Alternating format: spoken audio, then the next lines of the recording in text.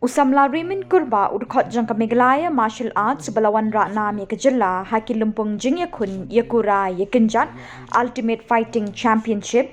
shah khot ban kyntiew shuh ia kasap jong ke kynhun kaba na Amerika USA.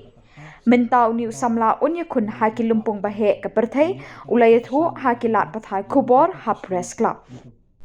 Mawanang ni ban pau mo kajing sungu ya play rat ningkong pelapen wan nga do kenika lat ka di dia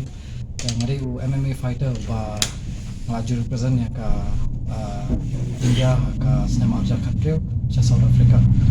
te mentah kini kenti biang yo kalat mo ba ka trials kini kita bang adat and then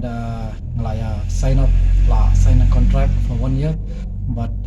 kawai ka management team upgrade management team from Los Angeles and then kani ka management team kadi ba la head Julian and then kadi ka bun midon about around 60 fighters kibara na kani management team and then kibun lagi kidi UFC fighters and then ngaru ngayo limba way UFC fighter and then Rayshon so he udah itu ba yarap yang pen yo pakenika team so I ngadon pakenika team upgrade management te mentag ha kalian ka management itu ide ini ba in charge yang Indonesia India so ngadi way ba sajid first time na India na Asia but kanika team and then kanika team menta ngong men ngandon sa ngala mut manage menta biang pro level kabanlong kidan southly ki promotion ki blawan ki bla approach mengi kade kawai kade EFC kawai kade ka what's that Netherlands level kadi na Netherlands kawai kadi na South Africa kawai kadi na Malaysia and then menem step ngilang kawai ka sekolah ka ni sekolah ka di Shillong ka jinglet jingwan joni ka jing travel ka no kin ai limba ka jing negotiate but manager jona Vikram te kani kadi ka first time hi ngaru bangan media sementara sithia and then nga donru ka jing kerpat iki part mo ki padan chini ki MMA fans ba kin snok ti lam kin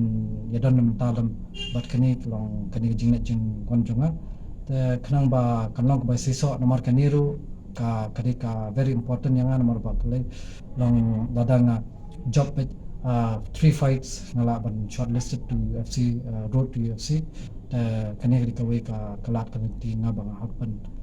let the jing job but hakini ki lightly fight south league fight ki banong te kanang banyo ata jing job ngakwa ka jing kershan na baro ki pat ka Jylla jongi but kanang ba kani ka jing na jonga kanang ka basi so ling ba ka jing don ringkat jongki but ka weiru kalong ba nga don kamru ya ka if anyone can come and like help me for the sponsorship for training camp bro nomor ka training camp hapan invest in aldi opportunity aldi so shani ka sham jinjar marba ngindon ki companies so ngila try an approach to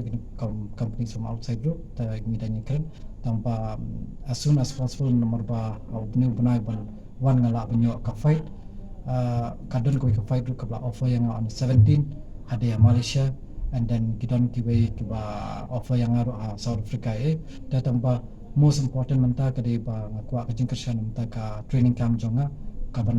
ngandet ka kawai ka training camp ka banjit kadi Dubai kawai kadi Thailand ta kata kawai kaba ngakwa ya ka kajing kershan lagi